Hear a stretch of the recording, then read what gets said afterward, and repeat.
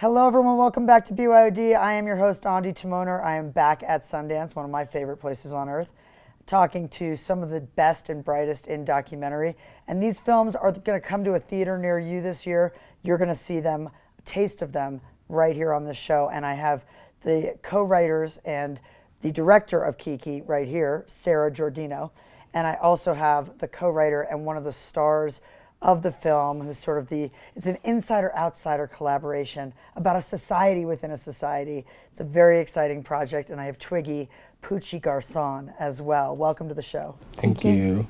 Yeah, and welcome to Sundance. It's your first Sundance. Both of us. But you're having fun. Yes. And you have a pretty high bar for fun. Because you guys, have a high bar for fun. In fact, the reason you're speaking a little bit lower is because you were just at a ball. Correct. I was just at the iconic House of Escada's ball in Atlanta, MLK weekend. And I lost my voice from yelling from my house when they were competing. So one thing about your film is that, you know, right from the beginning, we're seeing motion, we're seeing dance, we're seeing celebration.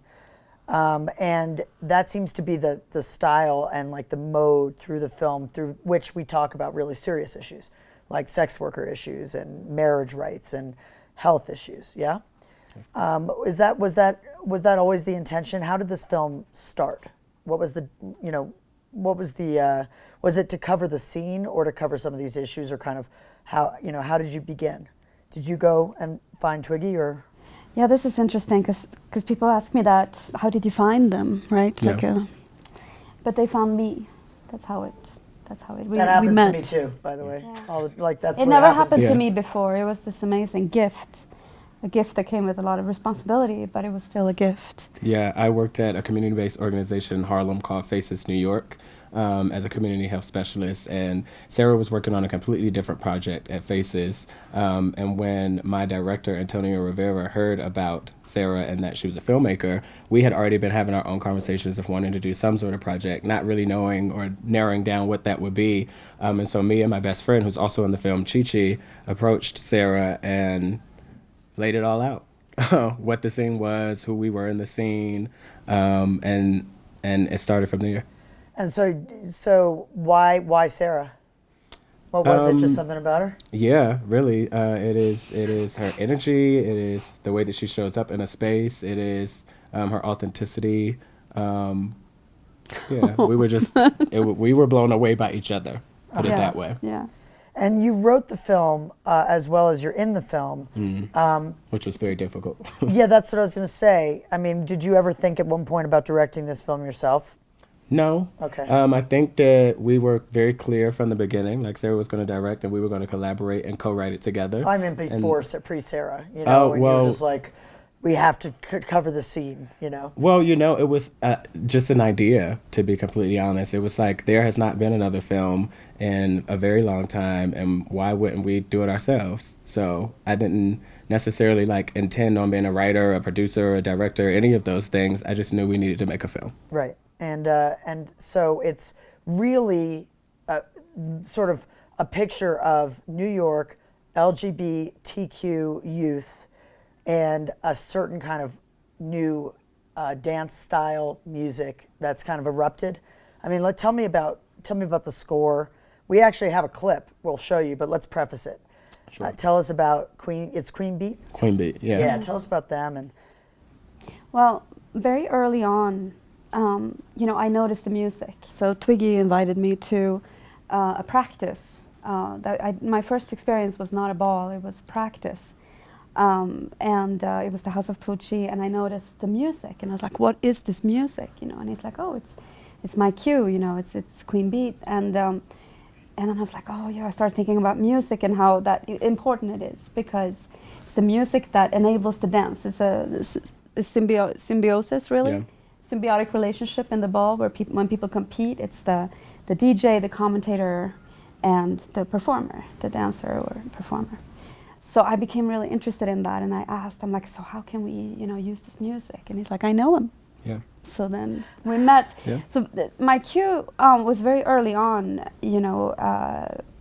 involved in the music, with the music in the film.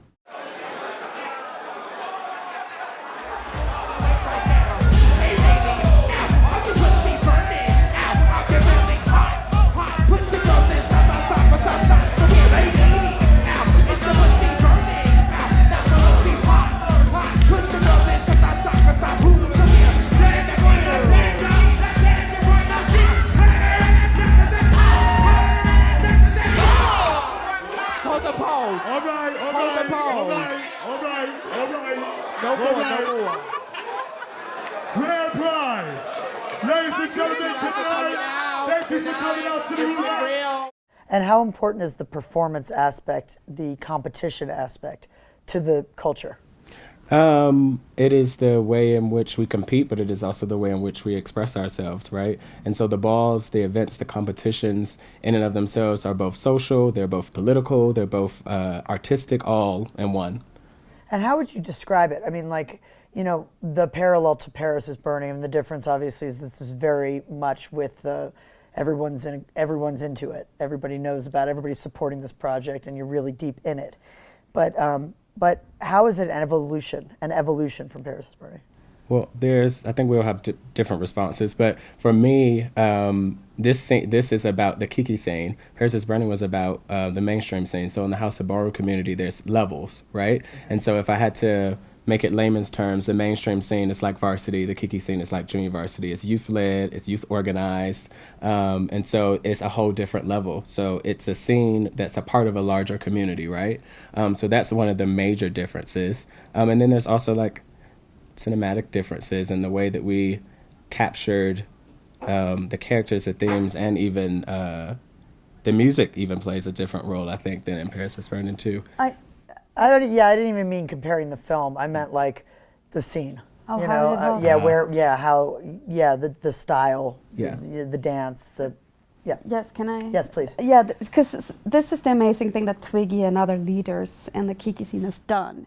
You know, within the subculture and the culture, I should say, of ballroom that we've seen that's actually existed for over 100 years in New York. So before Paris is Burning also, but in that we saw the scene in the 80s. But you know, within that tradition, these youth, because Twiggy is young still, Relatively.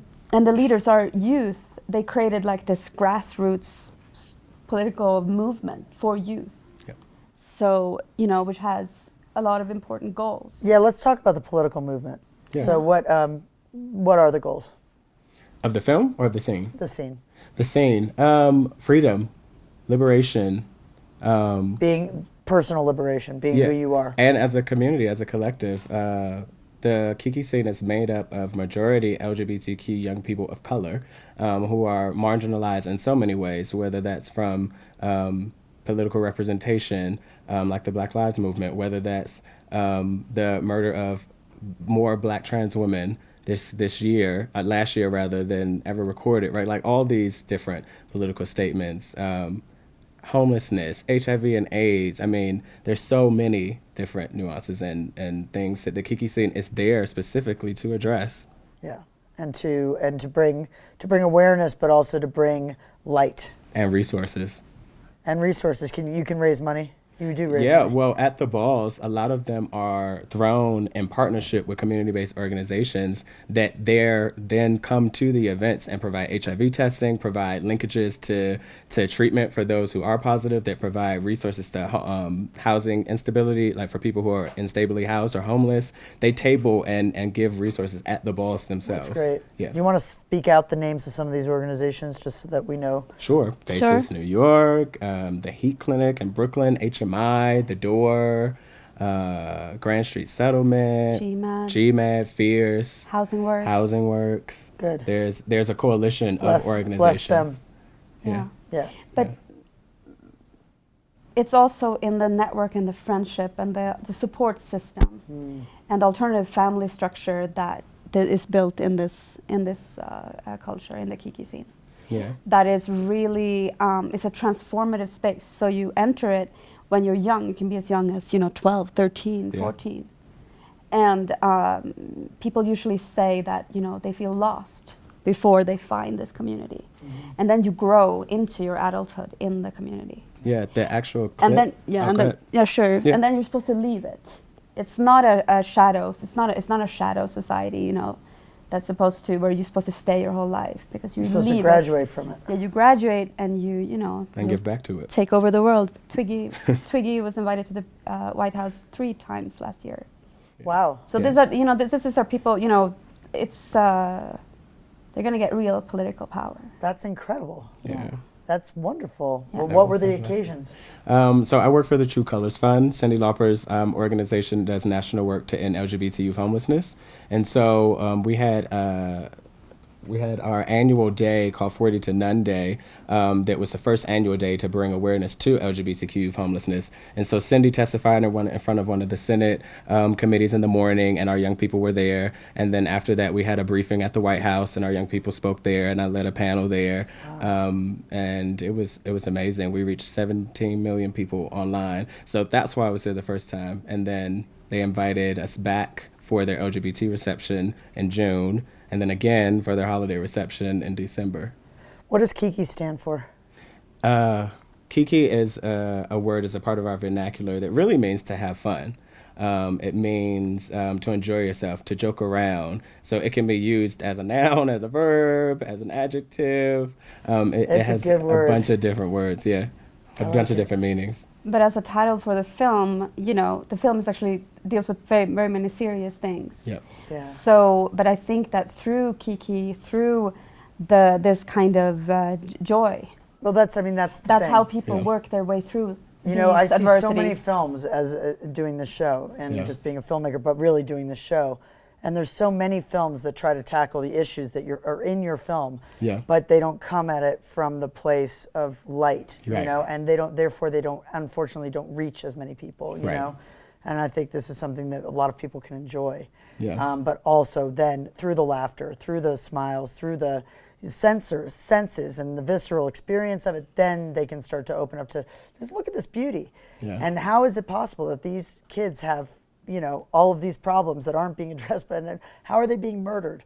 You know, I think it's different than going in from a position of, you know, I don't know, there's even films at this festival that are just really focused from the dark side, you know? So I commend you. I think it's a great way in, and it must have been a challenge to balance the two, I imagine. I think that Kiki has a strategy, or you know, there's a trick that we do. Maybe I shouldn't. No, I tell. think you should. This is Yeah. BYOD. Yeah, It's yeah, the this only is the talk show trick. about docs in the world. Share the trick. So people are fascinated by the art form Yeah. and the balls and the beauty and the amazing expression, artistic expression, and people are drawn to that.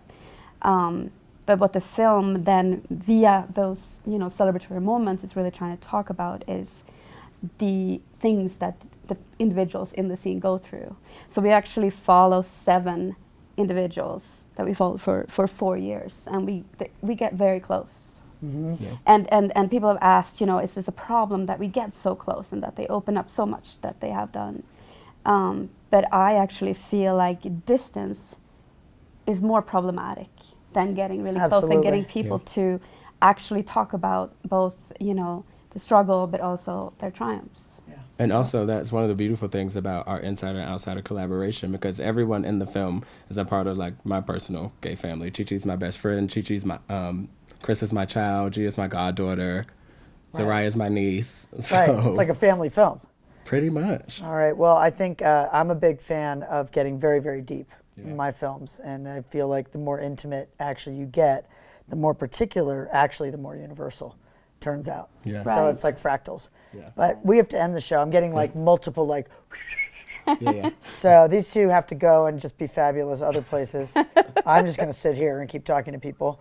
This has been another BYOD. Thanks for coming. Thank Thank you you. for having us.